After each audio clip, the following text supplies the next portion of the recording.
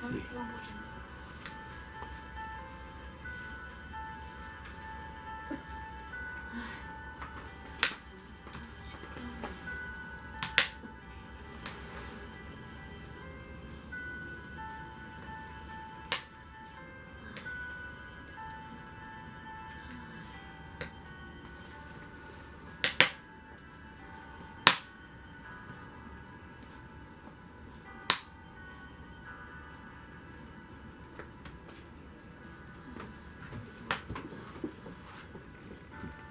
Boa noite, paz e graça. Como é que é? Coisa boa você faz. Muito bom. Sexta-feira, mais uma noite agradável, né? Um dia abençoado aí, ensolarado, um dia típico do inverno e friozinho gostoso, depois de algumas dificuldades que passamos na semana, dos ventos fortes que aconteceram e depois as chuvas fortes que ocasionaram alagamento em várias regiões do estado. Podemos dizer que até aqui o Senhor tem nos ajudado. Mais um momento aí para a nossa região aqui do litoral norte, apontando bandeira vermelha, pela interpretação dos técnicos do governo, que eles estão fazendo essa avaliação por número de leitos e número de habitantes, e pessoas internadas e vagas disponíveis. Mas eu vou falar sobre uma mensagem do Evangelho. E quando se fala do Evangelho é uma notícia boa. É uma nova notícia. É uma notícia novinha. Porque a palavra ela sempre se renova, embora a história seja antiga. E ela vem falar sobre a túnica colorida de José, chamado José do Egito, um dos 12 filhos de Jacó. Na ocasião ele era o mais novo. Depois que ele é vendido, né? Vem Benjamim, que vai ser o mais novo daí, que até então eu não conhecia, depois de ser vendido pelos irmãos que o invejavam, como a tribo de Ismaelitas. Está registrado no livro de Gênesis, capítulo 37 a seguir. Mas eu vou ler um texto baseado no Evangelho de Marcos, de um outro personagem.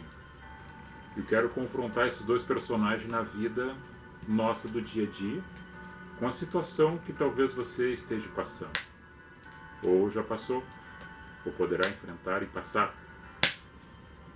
E nesse momento que cada um tem uma história, e a história única sua, ela não é isolada, porque ela é compartilhada e convivida com as outras pessoas da tua casa, da tua família, do teu serviço e da sociedade onde você reside. Saúde. Então tu compartilha lá para nós. Não, já está lá. Tá. Tudo bem, depois a gente faz se for o caso. Então eu vou pro texto, né? Depois vamos ler para não ser muito alongado no assunto.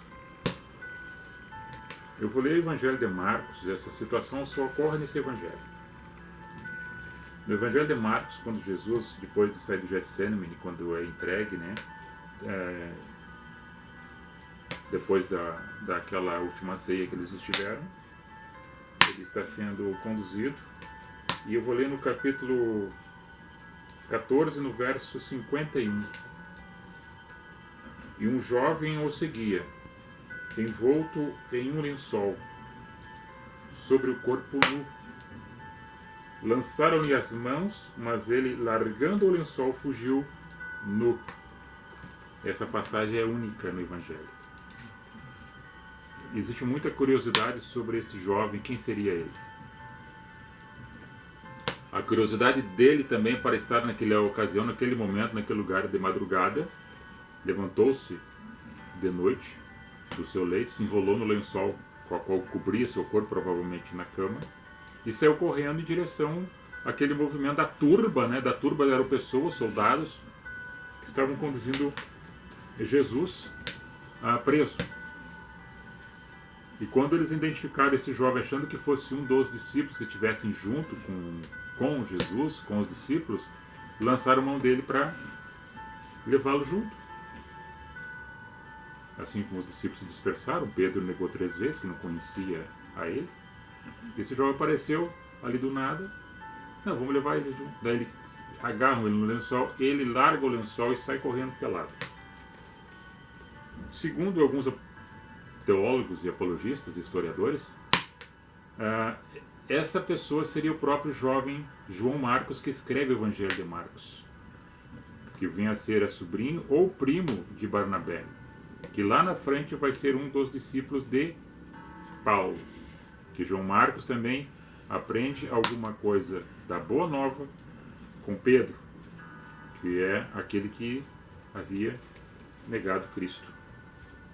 A história do Evangelho é muito maravilhosa quando nós compreendemos os personagens e entendemos passo a passo dela, que é construída na pessoa de Cristo, personificada na vida dele, revelada para nós como um mistério, até enquanto não sabíamos essa verdade, que ela é revelada pelo Espírito Santo que nos foi dado. Para entendermos melhor a letra, nós temos que ter esclarecimento através do Espírito da graça que nos é dado, de forma imerecida.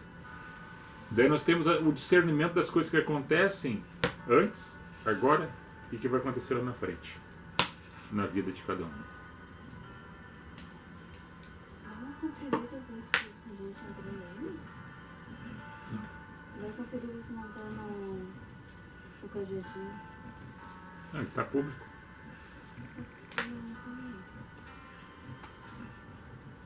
Deixa eu ver aqui, só um momento.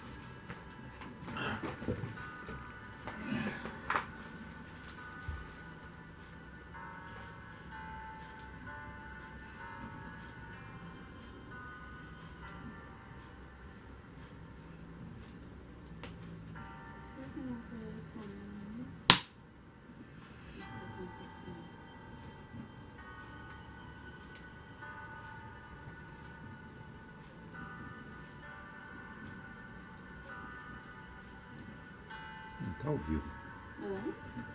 Ele está ao vivo.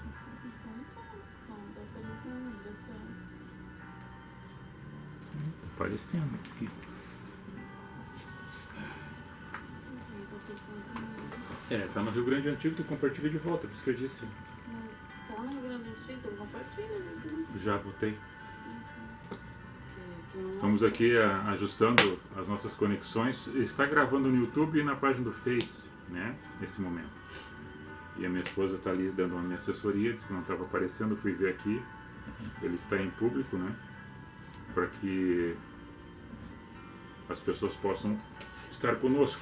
Senão não tem motivo de a gente estar gravando. Vamos ver aqui. Vê que ninguém se manifestou.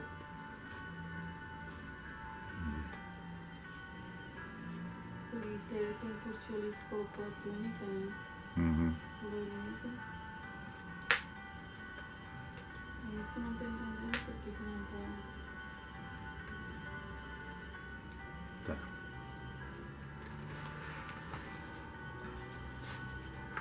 Vamos lá. Então esse jovem João Marcos, quando chegar até em José, que José é antes de João Marcos, muito tempo antes, né? Para compreender essa passagem desse jovem, que até então era um jovem desconhecido. Dizem que era realmente João Marcos, o autor do Evangelho de Marcos, que é o jovem que sai nu.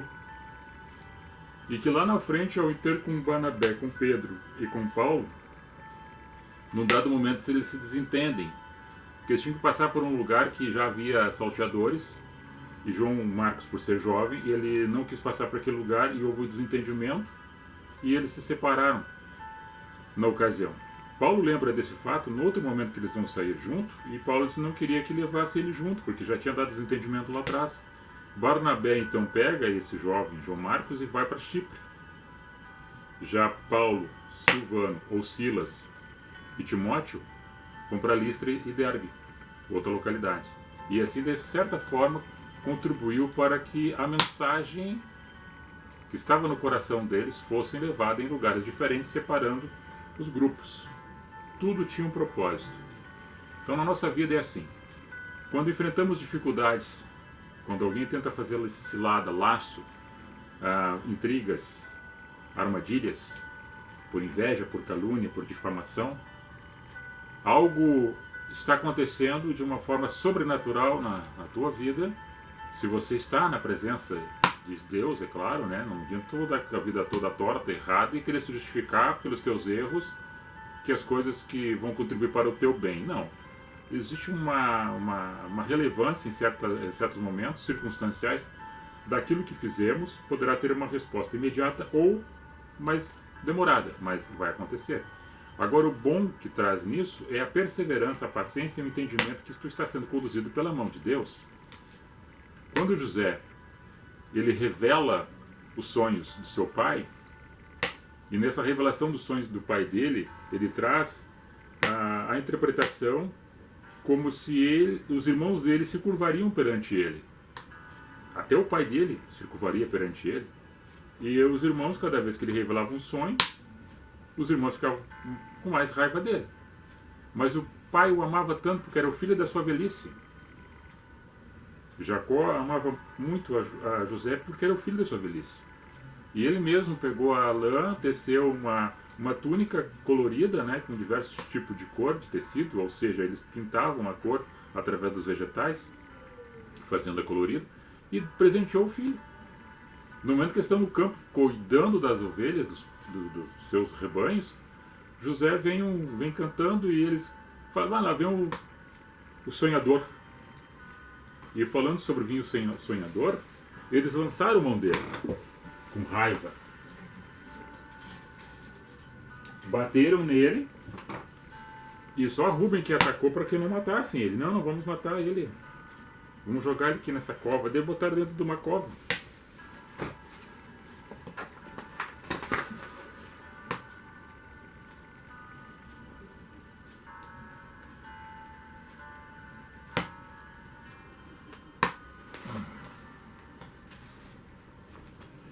Não sei se está dando lá.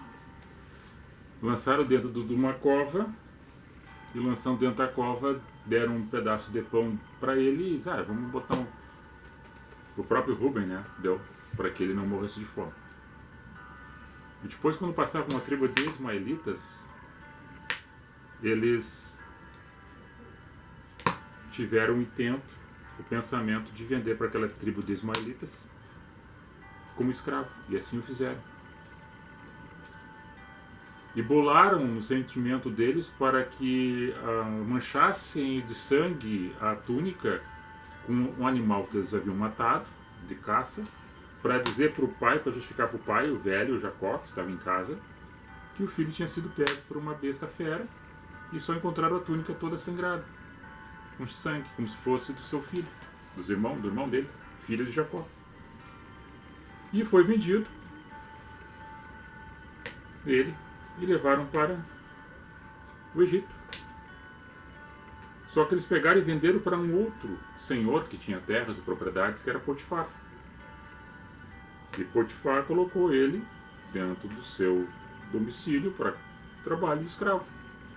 Só que o jovem José era um rapaz sábio, né, e conhecia e era iluminado.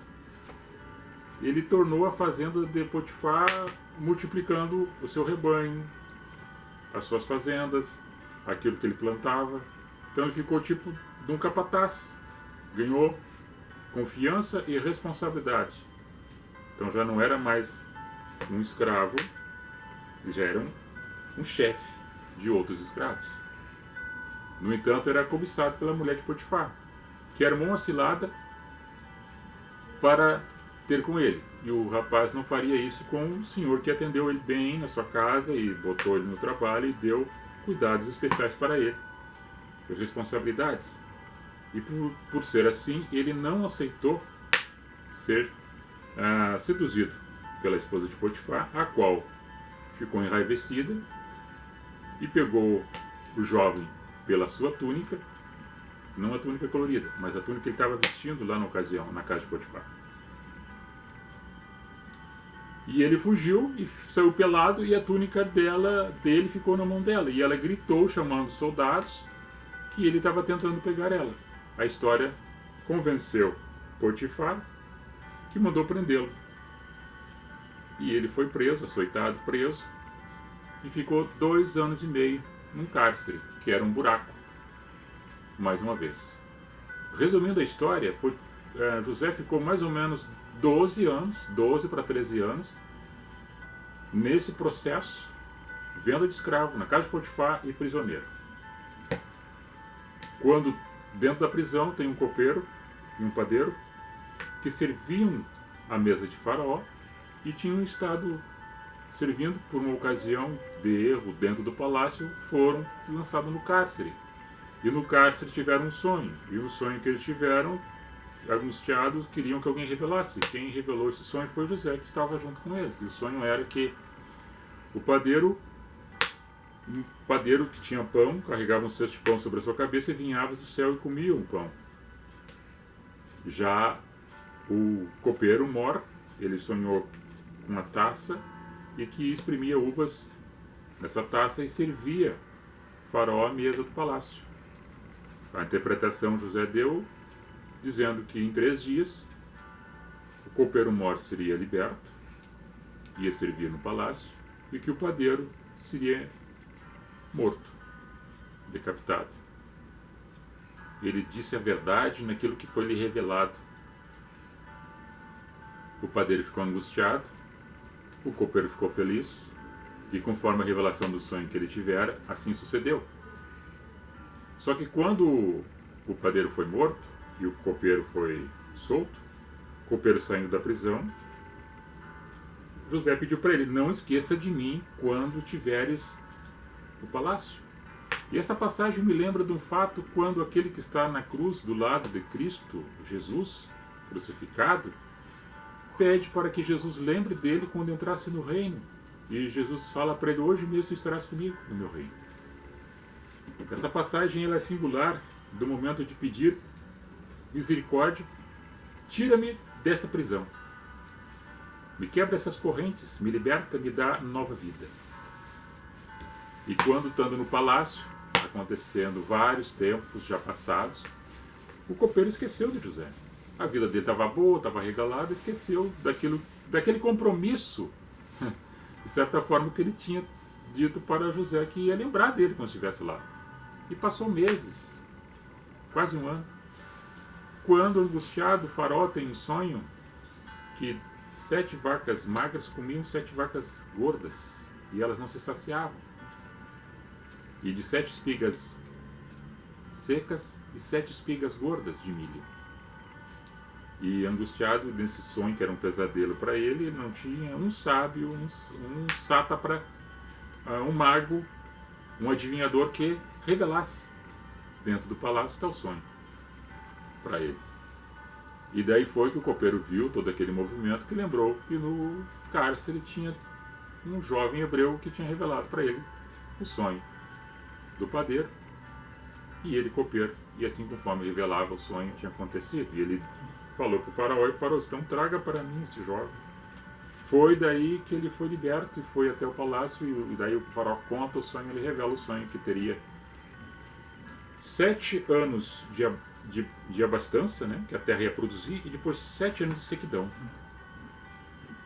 E o que ele faria com isso? Diz: não, tu é o faraó, tu tem que agora arrumar alguém que tenha domínio sobre todos os outros soldados, sobre todos os outros serviçais, para que construam silos. E todos aqueles que estão trabalhando na lavoura façam a colheita e abasteçam os silos, para que quando faltar o tempo da sequidão, tenhamos bastante mantimento para nos manter durante o período da sequidão. E aí o faraó: então, mas quem que eu vou colocar sobre estes para fazer isto? O faraó no momento já viu ele na frente dele, e seria ele, o José. Deu autoridade para ele, disse: tu hoje passa a ser governador, abaixo de mim é você que manda. Pegou um anel, colocou no seu dedo, mandou se trajar, se vestir, tomar banho, se produzir da forma palaciana, deu autoridade para ele e disse, chamou os serviçais e façam tudo o que ele disser. E assim ele fez. Construíram os silos, recolheram as plantações, os grãos, guardaram nos armazéns e tiveram mantimento para no tempo da sequidão. Passado esse período, quando entra a fome vai até a terra de Canaã da Galileia, lá onde o pai e a família dele estavam, e eles sabem que no Egito tinha bastante comida, e descem para lá para buscar mantimentos. Essa já é uma segunda história. Vamos parar nesse sentido da túnica e do homem pelado. Tem duas coisas que nós compreendemos aí. Primeiramente, é da forma como as pessoas te olham, não é da mesma forma como Deus te vê. Segundo sentido, é que quando alguém quer te cobrir de coisas, achando que cobrindo está escondendo algo, para Deus nada que está coberto não vai ser descoberto. Outro fato, aquilo que tu faz sem pensar em receber em troca, o Pai está sempre reconhecendo e te ajudando, te auxiliando e te presenteando com algumas coisas que tu talvez não consiga perceber e entender. Outro fato, muitas vezes aquilo que está no teu caminho, que tu acha que vai ser um tropeço, que vai ser uma cilada, que pode até ser, vai te produzir caminhos excelentes e caminhos melhores, caminhos mais elevados. Mas não porque tu quer, é porque existe uma necessidade para que tu esteja nesse momento para ajudar várias outras pessoas no dado momento da tua vida. Seja o compromisso que for, na casa, no trabalho ou na sociedade. Porque nós vivemos nesse contexto, nesse mundo. Nós não estamos separados deste mundo. Estamos peregrinos. Somos apenas uma passagem nesse plano terreno. Estamos de passagem, como eu tenho dito. Só que há as outras pessoas que fazem parte do teu cotidiano, que tu nem conhece muitas vezes, que nem José não conhecia, foi conhecendo pessoas, mas por onde ele passou, Deus era com ele. Abençoando ele, abençoando as pessoas que estavam perto dele. E todos aqueles que o subjugaram, todos aqueles que tentaram escravizá-lo, tentaram colocar na prisão, tentaram vender ele como escravo, tentaram matar ele. Ele, em contrário, ele sempre retribuiu com trabalho, com honestidade e reverência, com respeito. E todos aqueles que tentaram humilhar, matar ele, se curvaram perante ele, depois, conforme o sonho que ele tivera lá na casa dos seus pais. Todos os irmãos, inclusive o seu pai, depois de reconhecê-lo como filho, lá na terra do Egito. Não importa aonde tu esteja, a situação que tu te encontre, importa que tu tenha esse sentimento, desse espírito maior, que é Deus, Deus amor, dentro do teu coração, para que tu possa superar as dificuldades, as adversidades e vencer os invejosos, os caluniadores e aqueles que tentam matar e tirar a tua vida. Não é somente a vida física que eu me refiro, a tua vida normal, a tua vida no crescimento, a tua vida na evolução espiritual, tentando abafar aquilo que tu produz de bom. Porque aquilo que tu está fazendo, na essência que te foi colocado no teu ser, é muito mais forte, preponderante, para que onde tu coloca a planta dos teus pés, as tuas mãos e a tua palavra, que venha de encontro com a necessidade das outras pessoas, para que seja uma semeadura boa e produza bons frutos. A túnica colorida, manchada de sangue, ali naquele momento. A túnica que o jovem João Marcos deixou na mão do soldado. E a túnica que foi de Cristo tirada, aonde eles fizeram um jogo para quem ficasse com ela. Todas essas túnicas são somente simbólicas e representativas, mas no sentido espiritual, quem as vestiu? Quem estava com elas? Quem essa túnica estava sobre o corpo? A túnica que Jesus estava caminhando no meio dos discípulos da multidão é tocada por uma mulher que tinha um fluxo de sangue havia 12 anos. No momento que ela toca com fé, é estancada essa hemorragia e fica curada. a diferença de um pedaço de pano, um pedaço de tecido, da reverência de quem usa, é o ponto de vista de quem olha. Mas despojado deste homem carnal, ficando patente, pelado na frente de Cristo, despojado do velho homem, despojado da velha criatura, transformando-se a cada dia, a cada momento, num novo ser. Este é o despojo, é o tirar a capa, é o tirar a vestidura velha e vestir-se e se revestir de uma nova criatura. Esta é a túnica colorida que a qual o pai Jacó quis colocar no seu filho.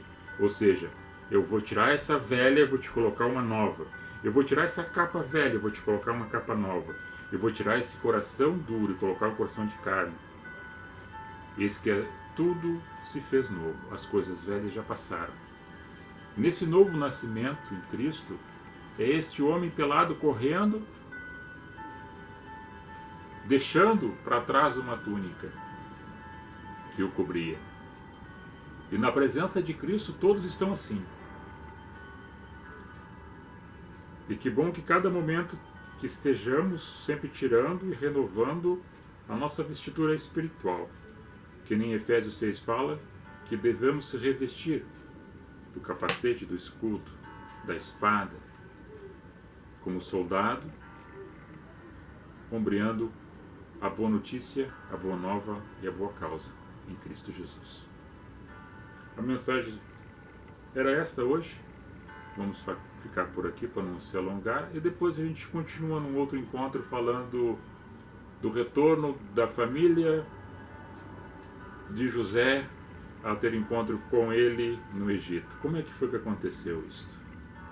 E é outra mensagem, é um outro sentido espiritual que nós podemos compreender e encontrar ela em Cristo.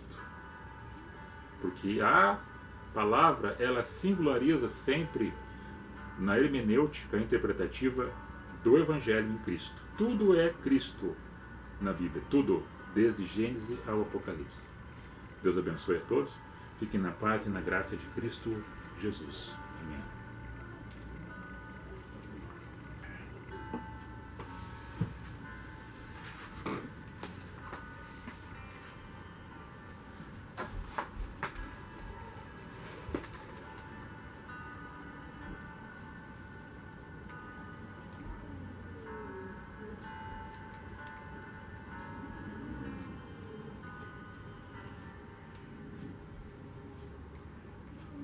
Não sei se deu, bichinho, porque acho que